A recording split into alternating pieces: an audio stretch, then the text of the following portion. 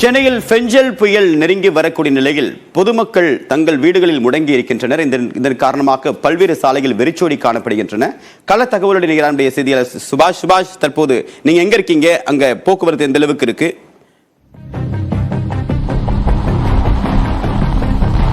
இந்த டி நகரையும் அதே போல மேற்கு மாம்பலம் கோடம்பாக்கம் இணைக்கக்கூடிய ஒரு முக்கியமான மேம்பாலமாக இருக்கக்கூடிய ரங்கராஜபுரம் மேம்பாலம். இந்த ரங்கராஜபுரம் மேம்பாலத்தில் ஒளிப்பதிவாளர் அம்ஜித் உங்களுக்கு காட்சிப்படுத்திக் கொண்டு இருக்கிற அந்த காற்றினுடைய வேகம் மிக அதிகமாக இருந்து வருகிறது.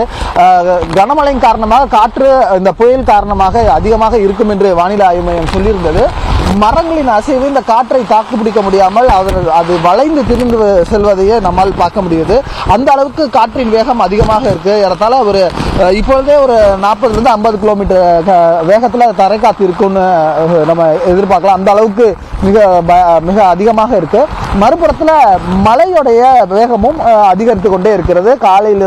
அதிகாலையிலிருந்து கனமழையானது சென்னை நகர் முழுவதுமாக பொழிந்து வரக்கூடிய நிலையில தற்போது நம்ம இந்த ரங்கராஜபுரம் மேம்பாலத்திலிருந்து அதை காட்சிப்படுத்திக் கொண்டிருக்கிறோம். அது மட்டுமல்லாம இங்கே வரக்கூடிய ரயில்கள், அதாவது இந்த ரங்கராஜபுரம் மேம்பாலத்திற்கு மறுபுறத்தில் இருக்கக்கூடிய அந்த பாலத்திற்கு கீழ்ப்பகுதி ரயில்வே பகுதி, அந்த பகுதியும் பார்த்தீங்கன்னா ரயில்கள் வரக்கூடிய வெளியூர்லிருந்து வரக்கூடிய பெரும்பாலான ரயில்கள் எக்மோருக்கு போகக்கூடிய வழியே இதுதான். அங்கே செல்லக்கூடிய ரயில்களும் பீச் ஸ்டேஷனுக்கு போகக்கூடிய ரயில்களும் ரொம்ப ரொம்ப மெதுவாகவே இயக்கப்படுவதை பார்க்க முடியுது. ஏன்னா காற்றின் வேகம் அதிகமாக இருக்கு. வேறு எதுவும் பிரச்சனை ஏற்பட்டு விடக்கூடாது. ஏன்னா எங்கேயும் தண்டவாளத்தில் இதுவரையும் தண்ணி தேங்கினதா நமக்கு ரிப்போர்ட் கிடையாது.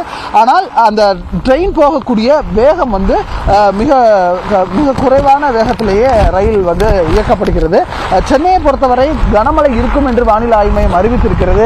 அதன் ஒரு சாட்சியாக தற்போது நம்ம பார்த்துட்டு வர்றது இந்த கனமழையாக இருக்கக்கூடிய இந்த பகுதி முழுவதுமாக நல்ல கனமழையானது பெய்து வருகிறது. அடுத்த 24 மணி நேரத்துக்கு இந்த கனமழை தொடரும் என்று சொல்லப்பட்டிருக்கக்கூடிய சூழ்நிலையில் சென்னையின் பெரும்பாலான பகுதி முழுவதுமாக மிக கனமழையானது தற்போது பொழிந்து வருகிறது. உங்களுடைய விரிவான